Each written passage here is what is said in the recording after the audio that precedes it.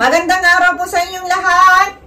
Andito na naman ako sa harap ninyo para magbigay na naman ng isang impormasyon na baka hindi nyo pa nalalaman. Pero bago ko simulan, humihiling lang po ako ng kaunting pabor na i-subscribe ang Balit na channel na Ate Stella ninyo. Guys, huwag na tayong paligoy-ligoy pa, simulan na natin ang ating topic ngayon. Ang topic natin ngayon ay tungkol naman ito sa mga babaeng menopause na. So bakit nga ba maraming mga kababaihan ang mga ayaw ng makipagsiping sa kanilang mga mahal sa buhay kapag nasa punto na ng menopause, no? So, narito po ang mga kadahilanan. Pero bago ko simulan, disclaimer lang po, ang impormasyong ibinibigay sa video na ito ay para sa mga layuning pang-edukasyon lamang at hindi nilayon bilang kapalit ng profesional na payong medical. Maraming salamat po. So, alam nyo ba guys na ang tinatawag na vaginal dryness. Ang vaginal dryness ay isa sa mga pangunahing dahilan kung bakit maraming babae ang nagkakaroon ng pag-aalinlangan o makikipagtalik during menopause o matapos ang menopause na tinatawag. Dahil sa panahon ng menopause, bumababa ang mga hormone tulad ng estrogen na nagre-resulta sa pagbabago ng vaginal lubrication at maaring magdulot ng discomfort o pananakit sa pakikipagsiping. So yan po ang isang dahilan guys na kung bakit maraming mga kababaihan na kapag nasa 50 pataas ng edad, lalo na kapag huminto na talaga yung kanilang menstruation cycle na tinatawag,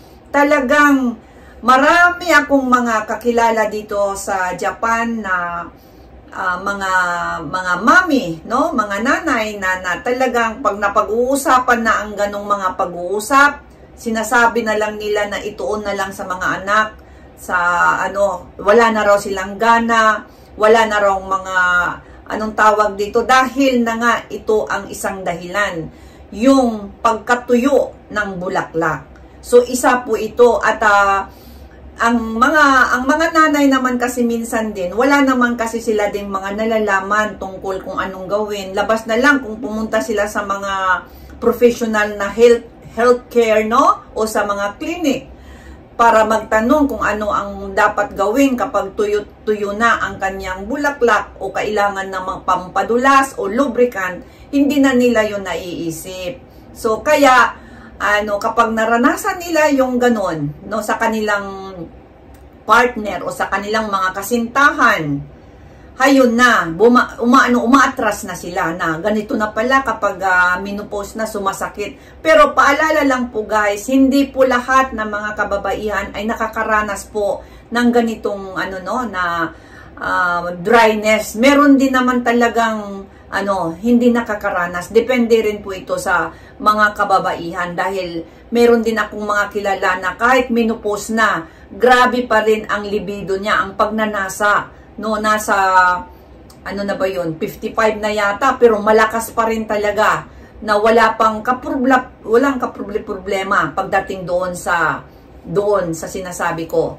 Kaya, depende rin yun sa isang babae dahil yun na nga sinabi ko na kahit may edad na babae, meron pa rin talagang mataas ang pagnanasa na walang problema pagdating doon sa tinatawag na vaginal dryness. At saka alam nila din kung ano ang gagamitin nila. Kaya yun ang pagkakaiba doon sa mga mami na mga nanay na hindi na talaga, wala na silang kumbaga, okay na kahit wala nang ganun. Pero mas maganda pa rin yung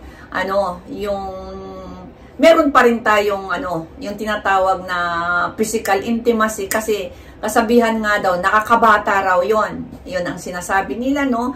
Kaya ang iba na lang, ang ginagawa na lang nila is yung nagsasarili na lang kaysa yung makikipaglabanan, makikipagtalik So, at saka bukod po sa vaginal dryness, may isa pang sintomas tulad ng pagbaba ng libido. Yun na nga, pagbaba ng pagnanasa kapag menopause na maaaring makaapekto sa kanilang interes sa pakikipagsiping.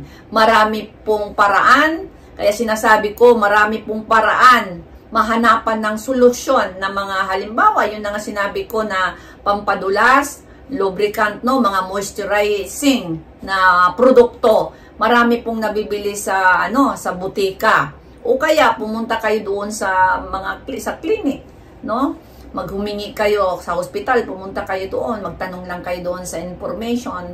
So, pwede kayong humingi ng reseta na para makabili kayo sa butika. Pero alam ko, meron diyang mga pampadulas na nabibili sa butika. Ang pagkakaalam ko kasi, kahit naman dito sa ibang bansa, meron namang nabibili sa labas, no? Na kahit walang reseta, basta pampadulas, lubricant, no?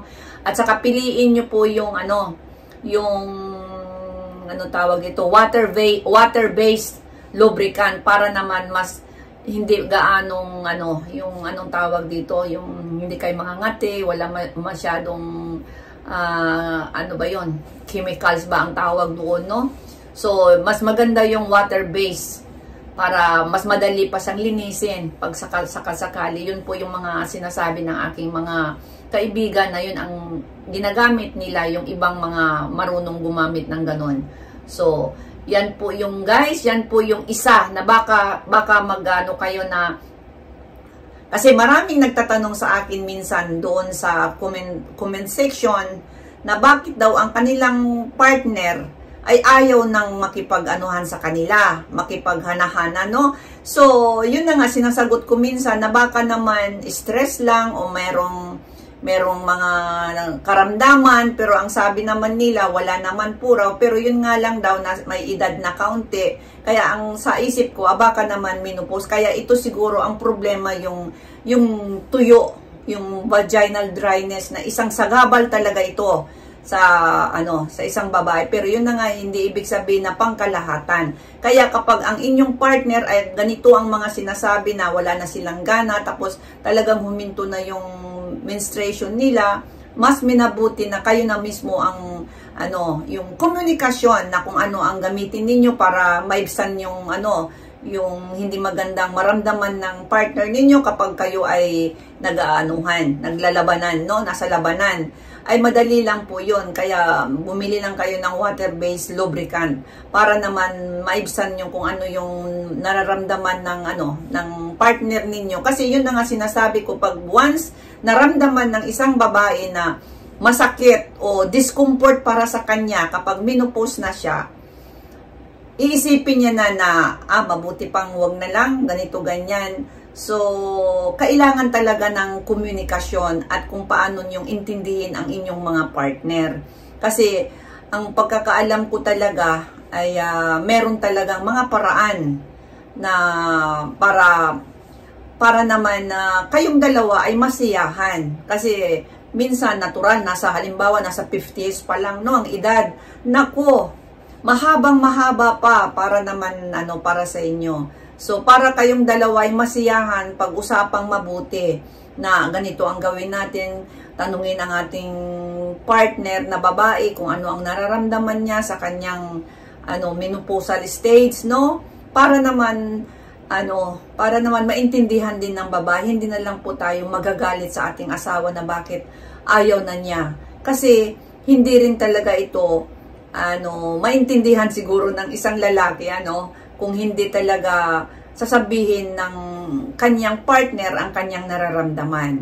So, yan po ang pinakamahalaga, komunikasyon po para sa inyong dalawa na rin yun. So, ayan guys, sana nagustuhan nyo ang aking vlog ngayong araw na ito at meron kayong natutunan.